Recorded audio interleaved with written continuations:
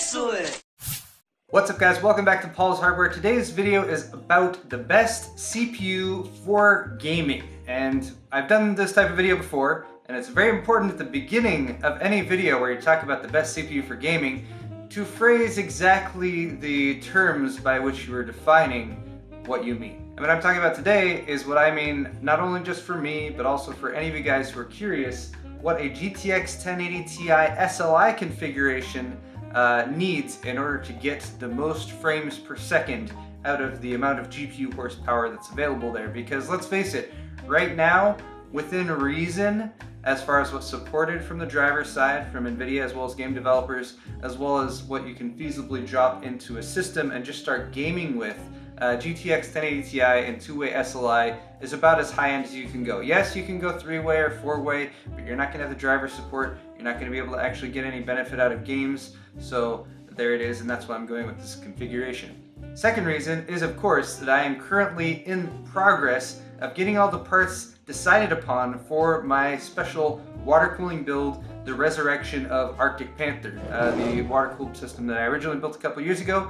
I'm going to be refreshing it and updating it with two GTX 1080 Ti's, and I wanted to see what else I should put in there to make sure that I get the most bang for buck out of them. This is going to be a gaming specific system, so I'm not as concerned about doing other stuff, although gaming and streaming at the same time might be a consideration, and that's definitely something to keep in mind for later on.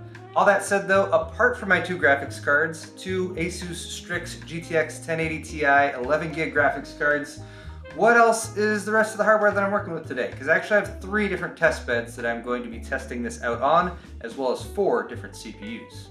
So our first test bed houses our Intel Core i7-7700K, which most people will tell you is the best CPU for gaming right now when it comes to pure gaming. And I've wanted to, again, give all the CPUs a really good chance at doing the best they can. So I have a water cooling setup. This is just a Corsair H110, 280mm closed loop cooler, kept everything nice and chilly. And I originally had this CPU, I'm able to get this CPU to 4.9 gigahertz, at least during the winter months, but since it is a few degrees warmer here in the summer, it was giving me a little bit of instability at 4.9, so I ended up dialing it back to 4.8 gigahertz on the CPU. For memory, I'm running 8 gigabyte DIMMs pretty much in everything, so this is a 2x8 gigabyte configuration, Kingston HyperX Predator memory, and I'm running all the memory at 3200 speed. This one is running at cast latency 15, which is just ever so slightly looser timings than the other memory kits, which are at CL14. So that is one slight difference between the test beds, but as you'll probably see coming up very soon, didn't really impact the benchmark numbers from what I could tell. For SSDs, I have all the systems on NVMe SSDs. This one's on an Intel 600P series NVMe SSD that has the operating system on it, and that pretty much rounds things out except for the motherboard, which is the Gigabyte Aorus Z270X Gaming 7, and then the power supply is a Rosewill 1000 watt 80 plus platinum rated unit. For our Ryzen test bed, we have this set up right over here. Of course, Ryzen 7 1800X is the CPU, 8 cores, running at 4 GHz, and being cooled by the Corsair H100i V2 closed loop CPU cooler. That's a 240mm all-in-one unit. The motherboard, of course, is the old school, well, I don't want to say old school, but the old standby, the Crosshair 6 Hero that I've done a lot of testing with Ryzen with. The memory is sort of tucked away in there, and also one that I've done a decent amount of testing with Ryzen, the G-Skill Flare X kit that is made specifically to play nice with Ryzen at higher frequencies. Again, that is a 2x8 gig kit, and I'm running it at 3200 speed. This one's at cast latency 14. For storage, there's a Patriot Hellfire 480 gig NVMe SSD. Please ignore the graphics card that's currently on there. Of course, all the testing was done with the two-way 1080 Ti's. And finally, just in case you're wondering, that is a Lian Li PCT60 test bed, and the power supply is a Corsair HX1000i. And finally, over here on the Praxis wet bench, we have our final test bed, and this one's probably where most of the focus is, at least as far as what the game performance is going to be. This is an X299 test bed. It is based on the MSI Gaming M7 ACK X299 motherboard down there, sort of holding everything together, and also handling the overclock, which doing a pretty good job with so far. The 7740X that is currently installed there has been overclocked to 5.1 gigahertz. It's actually running at about 5.4 1025 gigahertz to be more specific, and it's kept cool by the Fractal Kelvin 360. It's actually the 360 millimeter version of their liquid cooler. You can only really see the pump part of it right there with the tubing and everything on it, but there it is. For the memory kit, again, I have 8 gig DIMMs. When it's in the 7740X configuration, it's just going to have 2 8 gig DIMMs that are currently lit up over here on this side.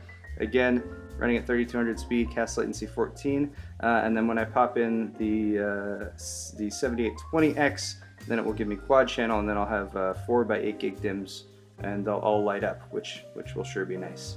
As for an SSD, this one is running on an OCZ RD400 NVMe 512 gig SSD, although it is completely covered up by the graphics cards down there at the bottom, so you can't really see it right now. The test bed it's sitting on, of course, is the Praxis wet bench, and then for a power supply, I have the Gigabyte Extreme Gaming 1200 watt 80 plus platinum rated, given everything the juice it needs to power the games.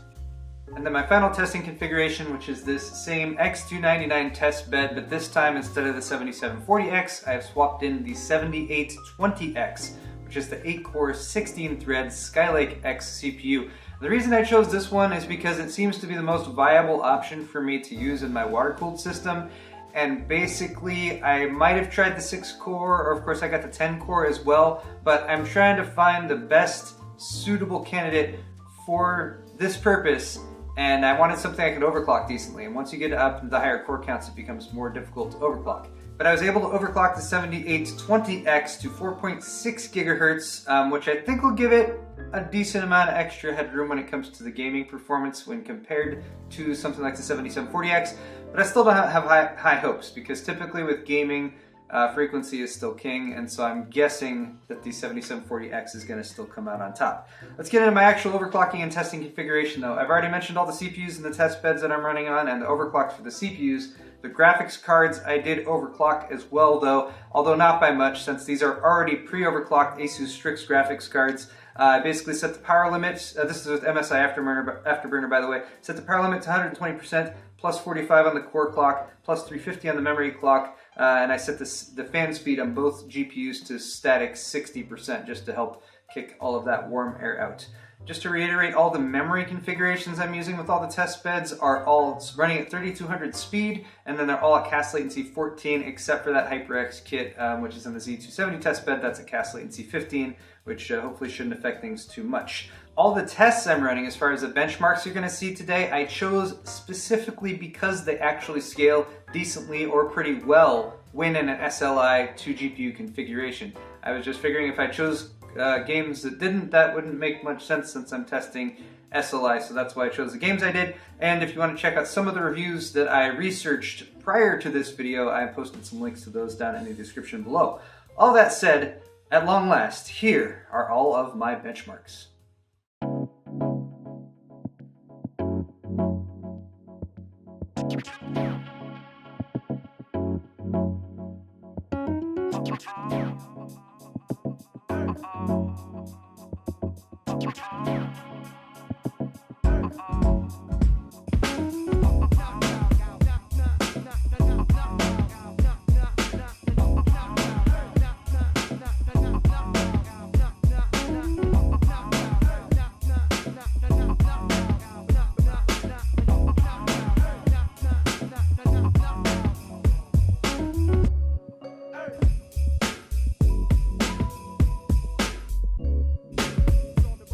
Okay guys, all of those charts represent a lot of work, so I hope you have looked at all of those numbers very carefully. I have, certainly, because I'm trying to make a decision based on them.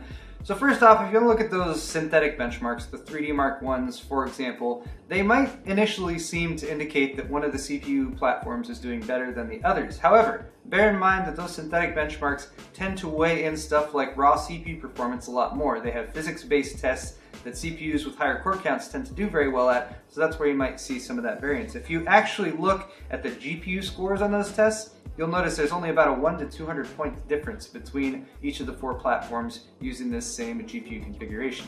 Now specifically comparing the Kaby Lake CPUs, the Kaby Lake X 7740X and the Kaby Lake 7700K, The Kaby Lake X had about a 300 megahertz frequency advantage since it was running at 5.1 gigahertz versus 7700K running at 4.8 gigahertz. Now, tests that have been done over the past month or two that I've been surprised at have shown the 7700K beating the 7740X in a lot of situations, and that might actually be the case if you're setting up a very CPU limited circumstance, such as testing games at 1080. Now, I look at this both ways because testing games at 1080 is a very good way to put the burden on the CPU and to get more information about which CPUs are performing better. However, when it comes to a real world situation, the chances of somebody purchasing two 1080 Ti's and running them in SLI and then playing games at 1080 is pretty slim, or at least you're not investing your money in the most effective way. You should get one 1080 Ti and then spend the other money on a better monitor is what you should probably do. So that's why I did these tests in this way, is to be a little bit more real world and say, for what I'm actually going to be using these GPUs for, what is going to give the best performance.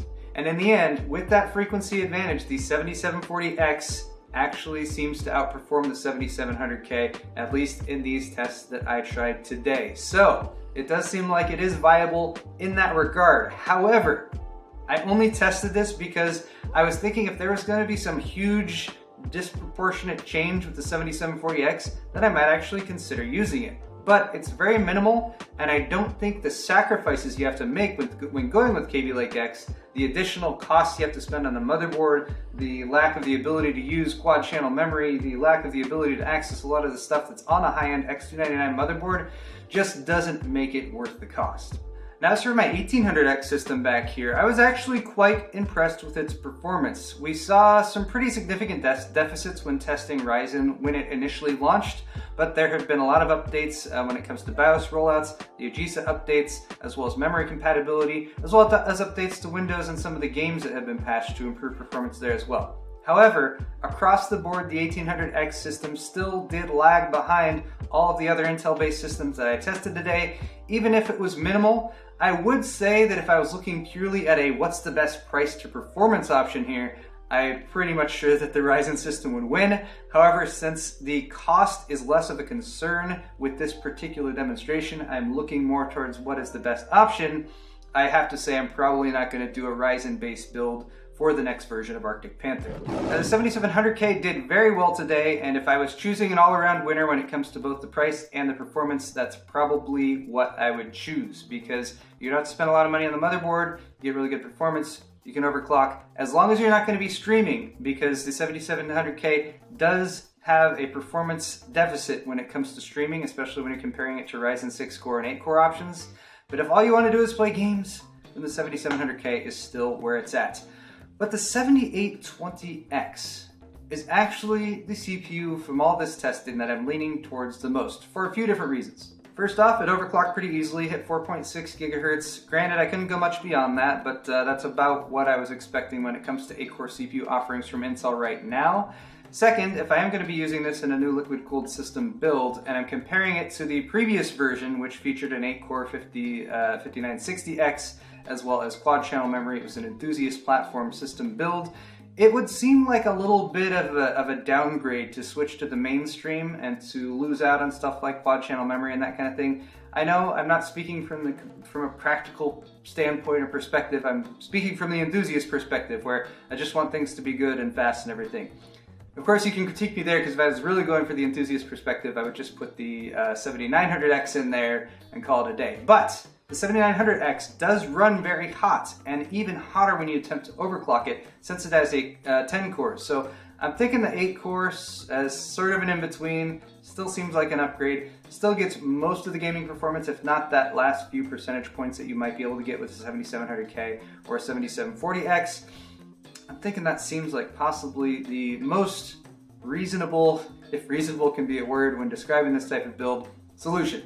But I, of course, am very curious to hear what you guys think. I always like taking your feedback into consideration, so please leave me comments in the comment section down below and let me know what you think of these numbers that I have gathered over the past few days and all of my benchmark testing. Now, I can't end this video without at least quickly mentioning Threadripper, because it's only couple weeks away from launch, according to what AMD has told us, and there's a ton of people who are going to be like, just wait and build a Threadripper system. First off, I'm not expecting gaming specific performance on Threadripper to be any better than it is on Ryzen. It's using the same architecture, it's using the same CPU cores, it's still going to be viable, it's still going to be good, it's still probably going to be a really excellent price to performance option, but I'm not expecting it to suddenly leapfrog the Intel chips to provide better gaming performance. Also, who's to say I'm not going to build a Threadripper water-cooled system too? I'm probably going to do that as well. It's just probably not going to be this system that I'm planning to build right now. So stay tuned for that. It will be coming soon. I've got Ryzen 3 coming up, got Threadripper hopefully soon after that, and I've of course got this build that I'm now ready to move on to the next step with. So thank you guys so much for watching this video. Hit the thumbs up button if you enjoyed it. Of course, I'll be back next week with more excellent content as always about the technologies, and I might even show my dogs off again. Thanks for watching guys, and we'll see you next time.